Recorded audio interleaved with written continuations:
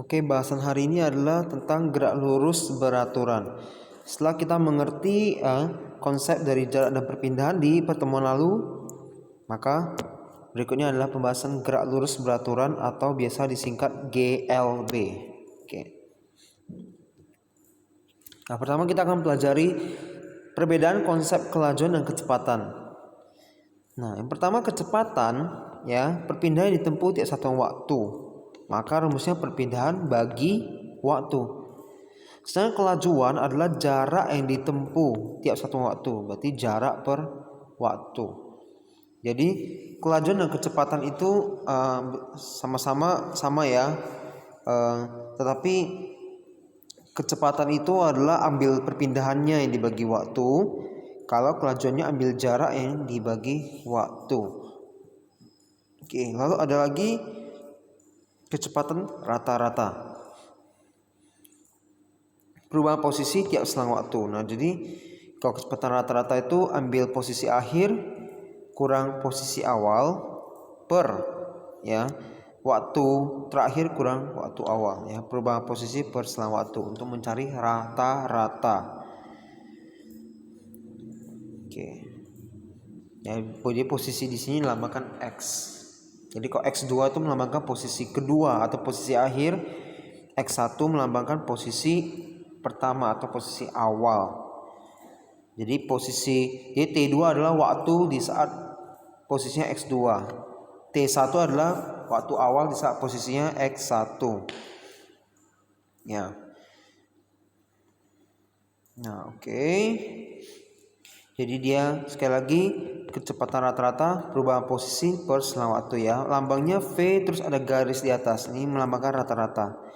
Kemudian delta X per delta T inilah yang diuraikan menjadi X2 kurang S1 per T2 kurang T1. Nah, kalian lihat satunya bisa macam-macam. Tapi yang penting sama. Misalnya kalau yang atas ini kilometer posisinya, jaraknya, yang bawah harus dalam jam biasa. Jadi jadinya kilometer per jam. Gak boleh kilometer misalnya bawahnya second. Soalnya gak ada satuan kilometer per second, ya. Sentimeter per second ini juga kita jangan pakai. Jadi kita antara dua saja, kilometer per jam atau meter per second. Kalau meter per second berarti X-nya meter, waktunya harus second. Ya, meter per detik, second sama, ya. Oke. Lalu ada lagi namanya kelajuan rata-rata. Ya, kelajuan. Nah, karena tadi kecepatan, lihat kembali di atas, kecepatan hubungannya dengan perpindahan, maka kecepatan rata-rata ya perpindahan atau perubahan posisi. Tetapi kalau kelajuan, hubungannya tadi kelajuan adalah dengan jarak, maka kelajuan rata-rata jarak total per selang waktu, seperti itu aja. Ya, jadi ingat pasangannya, ya. Kecepatan perpindahan, kelajuan jarak. Kemudian ada lagi namanya percepatan. Jadi kalau suatu benda dia bergerak dengan kecepatan tertentu, dan selama gerakannya dia ada mengalami perubahan kecepatan, apakah makin cepat atau makin lambat. Makin cepat maka dia dikatakan mengalami percepatan. Makin lambat maka dia dikatakan mengalami perlambatan. Perlambatan itu juga adalah percepatan tapi nilainya negatif, minus, ya, karena dia makin turun, ya. Oke. Jadi rumusnya ini sama dengan V2 kurang V1 per T. Kecepatan akhir kurang kecepatan awal dibagi waktu. Ya. Percepatan didefinisikan sebagai perubahan kecepatan tiap satu waktu. Jadi perhatikan bahwa yang mempengaruhi nilai dari percepatan ini adalah tergantung apa? Kecepatan di awal-awal berapa. Kemudian setelah berapa lama T, akhirnya dia menjadi kecepatannya berapa? V2. Ya, 3 elemen ini yang mempengaruhi. Nah, tadi saya katakan kalau benda mengalami perlambatan, maka A-nya akan negatif, kan? Kita bisa lihat dari rumus ini. Misalkan suatu benda awal-awal kecepatannya 1 ini, V1 awal-awal, ya, 1. Misalnya 10. Kecepatannya 10. Terus dia melambat jadi 1. Berarti kan V2 kurang V1 itu 1 kurang 9. Jadinya negatif 8. Ngerti ya? Berarti V2 di sini angkanya lebih kecil dikurang angka yang lebih besar, dia pasti negatif. Jadi kalau percepatan A-nya pasti bernilai positif, kalau perlambatan A-nya bernilai negatif. Kecepatan juga sebenarnya bisa dalam kilometer per jam, dalam meter per second ya. Sentimeter per second kita nggak pakai ya. Tapi ingat kalau di sini V-nya kita dalam meter per second, maka waktunya wajib second. Kalau kecepatannya dalam kilometer per jam, maka waktunya wajib jam ya, sama saja. Lalu cara mengubah meter per second ke kilometer per jam bagaimana? Kilometer per jam jadi meter per second bagaimana? Second menjadi jam bagaimana? Jam jadi second bagaimana? Oke, seharusnya kita udah belajar di ya mungkin tingkat-tingkat sebelumnya ya, di SMP mungkin ya. Tapi kita bisa belajar lagi sekarang ya. Saya akan kasih sekilas. Jadi kalau kilometer per jam ini boleh dicatat, kilometer per jam jadi meter per second. Itu caranya kali 10/36. Sedangkan meter per second yang jadi kilometer per jam, caranya kali 36/10. Nah, sekarang second jadi jam. Second jadi jam itu, jam jadi second dulu. Kalau jam mau ubah jadi second, kali 3600. Kalau second yang mau jadi jam, bagi 3600 ya. Jadi itu saja perlu dicatat. Setelah itu maka kita akan masuk ke topik yang sebenarnya yaitu GLB, gerak lurus beraturan. Nah, gerak lurus beraturan itu apa? Gerak benda ya yang dalam selang waktu selama dia bergerak itu dia kecepatannya tetap. Kecepatannya tetap. Nanti ada yang kecepatannya berubah-ubah, itu namanya gerak lurus berubah beraturan. Gerak lurus berubah beraturan. Ada kata berubah, berarti jadi GLBB namanya, GLBB. Nah, itu kecepatannya berubah-ubah. Bila kecepatannya berubah-ubah yang seperti ini berarti nanti dia rumusnya akan ada percepatan atau A. Untuk GLB, maka rumusnya tidak akan ada simbol A ini. Tidak ada percepatan. Kecepatannya kan sama ya, tetap. Ini ada tulis tetap atau sama atau konstan. Dia dianggap misalnya kita bawa mobil. Sebenarnya kita bawa mobil itu kan atau bawa sepeda motor kan nggak mungkin kecepatannya sama terus kan. Misalnya kita dari rumah mau ke supermarket atau mau keluar kota, nggak mungkin kecepatannya setiap waktu setiap detik itu sama terus, nggak mungkin. Jadi pada dasarnya gerak pada umumnya itu adalah GLBB, gerak lurus berubah beraturan. Pasti ada percepatan, ada perlambatan. Ada saatnya kita perlu gas lebih cepat, ada saatnya kita perlu rem jadi lebih lambat. Nah, tapi di GLB ini lebih gampang nanti dianggap, misalnya kita bawa mobil nih, anggap dari awal sampai titik akhir tujuan itu kecepatannya tetap gitu. Misalnya bawa 40 km per jam ya 40 terus saja, nggak ada gas, nggak ada rem gitu ya. Oke. Nah, jadi sekali lagi ciri-ciri pada GLB itu kecepatan tetap, percepatannya 0 berarti tidak ada percepatan artinya. Dan lintasannya berupa garis lurus. Karena kalau garisnya tidak lurus, nanti ada lagi namanya gerak melingkar. Gerakannya melingkar, membentuk lingkaran. Ada namanya gerak parabola, membentuk curve atau lengkungan. Ya, misalnya kita lempar kertas nih di kelasnya. Ya, murid yang bandel nih lempar kertas dari belakang ke depan. Itu geraknya pasti parabola. Dia nggak mungkin lurus tepat. Pasti dia ada naik dikit, nanti turun lagi sampai jatuh ke lantai. Itu parabola. Jadi ini GLB gerakannya lurus, tepat lurus, dan kecepatannya tetap sama ya, sempurna sekali.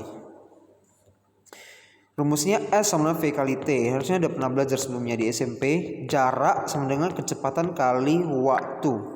S jarak, V kecepatan yaitu ya singkatan dari velocity bahasa Inggris V, dan T ya waktu ya, time ya seperti biasa. Dan ingat kita nggak pakai sentimeter per second nih. Jadi antara kilometer per jam atau meter per second. Bila V kilometer per jam, waktu harus jam. Maka S-nya kilometer. Bila V satuannya meter per second, maka waktu harus second.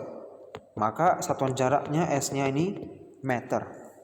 Ikut saja, ikut ya, harus klop semua, harus pas, harus matching. Oke, itu dia. Kemudian kita next ya. Oke. Grafik kecepatan terhadap waktu. Jadi ini bila kita lihat grafiknya, ini ada kecepatan, ada waktu. Maka kalau ditanya jaraknya tadi, jarak tadi kan adalah hasil kali V kali T kan. Jarak V kali T, kecepatan kali waktu. Maka kalau di grafik, nanti ada soal yang bentuk grafik, dikasih grafik ada V ada T, cari jaraknya S-nya. Maka tinggal hitung luas luas daerah sini. Bisa jadi persegi, bisa jadi persegi panjang sebenarnya kalau dia panjang. Enggak selalu persegi. Ya. Bisa juga bentuknya trapesium kalau dia gini, atau gini. Macam-macam. Jadi kita harus lihat kembali ke SD. Kita harus belajar kembali rumusnya, luas persegi apa, luas persegi panjang rumusnya apa, luas trapesium apa ya. Biasanya persegi panjang atau trapesium saja dihitung luas daerahnya. Ya, itu dia. Jadi sekali lagi di hitungan biasa jarak V kali T, di hitungan grafik jarak itu luas bangunan yang dibentuk di grafik. Nah, sedangkan untuk grafik ST, nah perhatikan ini S ya sekarang bukan V ya. S sama T, maka apa yang bisa dicari? Yang bisa cari V-nya benar ya. Kan S sama V kali T. Cari V maka adalah ya tinggal S-nya dibagi T. Misalnya dia cari kecepatan di sini. Jadi di plot di sini S-nya ini berapa? Ini T-nya berapa di sini? Maka S di sini bagi T, maka Anda akan dapat kecepatan dia di sini. Ya, seperti itu. Kemudian tambahan terhadap rumus S sama V kali T bisa jadi S sama S0 tambah V kali T. Bagaimana ini? S0 nya apa? Posisi awal. 0 ini melambangkan titik awal ya. Jadi gini, misalnya ada mobil dengan kecepatan berapa V kan, bergerak dalam waktu berapa kan, tapi dia mula-mula sudah ada bergerak gitu, jaraknya sudah ada sempat dia tempuh, ya udah tinggal ditambahkan, tinggal tambah S0 kan di depan kan, seperti itu saja ya. Nah, kita langsung ke contoh soal. Jika seekor kura-kura membutuhkan 20 jam, ini V. Jarak 1 km, ini S. Maka butuh waktu berapa lama jika ia ingin menempuh jarak 3 km? Oke. Dia tanya, bila T-nya ini, S-nya ini. Berapa T-nya kalau S-nya yang ini 3 km? Jadi dia membandingkan dua kondisi ya, waktu dan jarak berbeda. Tapi apa yang sama di sini? Kecepatan. Dia tidak bilang kura-kuranya kecepatannya beda kan? Artinya dianggap sama. Maka kecepatannya di soal ini adalah kuncinya. Kita cari kecepatannya dulu. V rumusnya S per T ya. Kita lihat dari slide sebelumnya. Karena S sama V kali T, maka kalau kita mau cari V, T-nya dipindah ke ruas lain, maka V jadi S per T. Maka kita pakai itu S. Nah, kita pakai yang dikasih tahu dulu. 1 km mana tadi ini 20, 1 per 20. Dan ini boleh langsung bagi karena satunya udah cocok, kilometer dan jam, jadinya kilometer per jam 0,05. Maka kita pakai V yang sama ini lagi untuk cari waktu. T sama dengan S per V. Ya, rumus tadi kalau kalian bolak-balik ya, maka kalau cari T itu S per V ya. Boleh dihafal juga langsung ya. Jadi T itu S per V, maka kali ini di keadaan kedua jaraknya sudah 3 km. Kecepatannya akan sama, maka kita ambil dari yang tadi. Ternyata 60 jam jawabannya. Berarti ya, jalan 1 km butuh 20 jam. Kalau 3 km berapa? Ternyata 60 jam. Dengan cara rumus SVT, S sama V kali T. Next, seorang pencuri berangkat dari rumahnya menuju rumah Pak Danu untuk merampok barang. Oke. Pada saat yang sama, Pak Danu berangkat dari kantor untuk pulang ke rumahnya. Dan biasanya memakan waktu 1 jam. Oke, kira-kira begini gambaran. Ini ada rumah Pak Danu. Di tengah ini ya, contoh ya.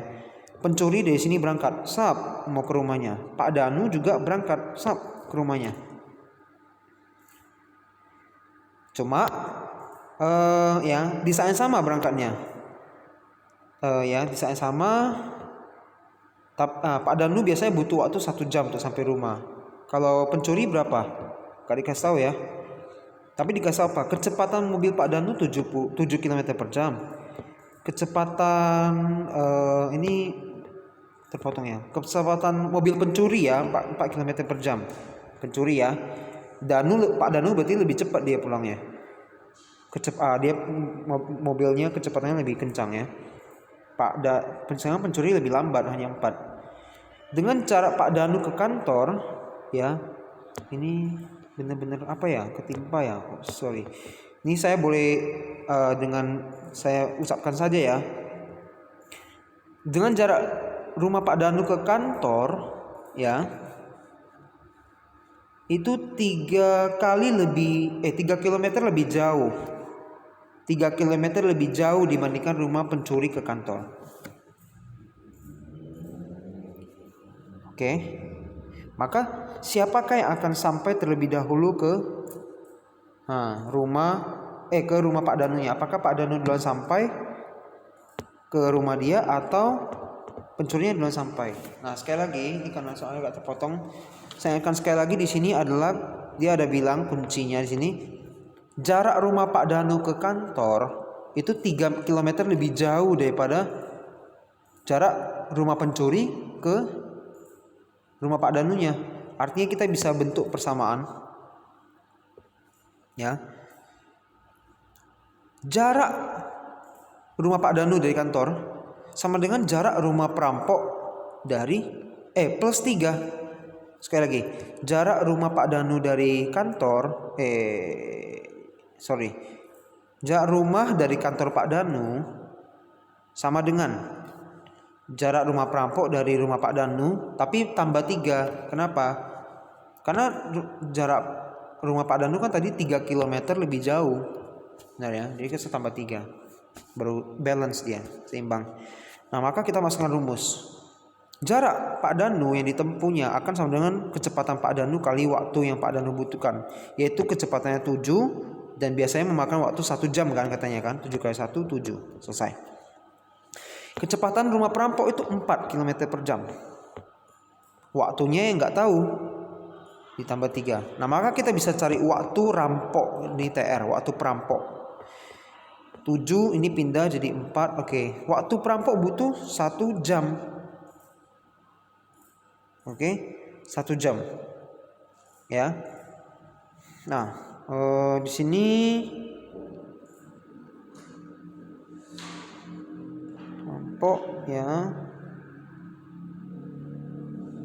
ya oke. Di sini juga ada cuma ini cara yang agak berbeda ya. Ini dihitung dulu jarak Pak Danu berapa tadi kan, 7 kali 1 sama kayak gini. 7 kali 1 7 km. Setelah itu karena dia bilang jarak rumah Pak Danu itu 3 km lebih jauh, maka kita bisa tahu jarak rumah perampok 7 kurang 3, 4 km. Nah, nanti waktu yang dibutuhkan perampok ya jarak dia yaitu 4 km dibagi kecepatan dia 4 km per jam ini. Jadi ini cara pertama, ini cara kedua. Boleh pakai yang mana saja terserah ya, mana yang lebih ngerti. Dua-dua menghasilkan jawaban yang sama yaitu 1 jam. Jadi maka siapa yang lebih duluan sampai sebenarnya pertanyaan ini? Maka jawabannya adalah sama-sama. Karena Pak Danu waktunya 1 jam. Perampok butuh waktu 1 jam dan mereka berangkat itu pada saat yang sama. Berarti akan sampai sama-sama gitu. Wah, itu keadaannya pasti tegang sekali ya. Wah, itu bisa ribut itu. Oke, jadi contoh soalnya sampai di sini tentang GLB. Berikutnya akan bahasan tentang GLBB. Semoga mengerti. Bye-bye.